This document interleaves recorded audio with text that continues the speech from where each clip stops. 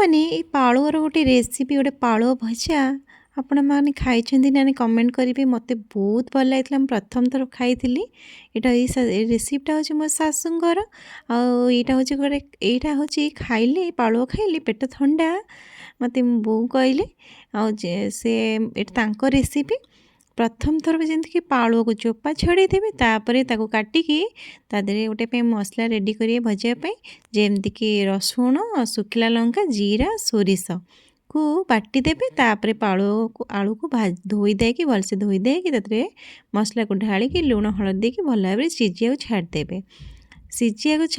ଛାଡ଼ିଦେବେ। ତାପରେ ସିଝିଲା ପରେ ଯେମିତିକି ତା ତେଲ ଟିକେ ପକାଇ ପଞ୍ଚଫୁଟଣ ଫୁଟେଇକି ଭଜାକୁ ଲାଲ ଲାଲ କରିକି ଭାଜିବେ।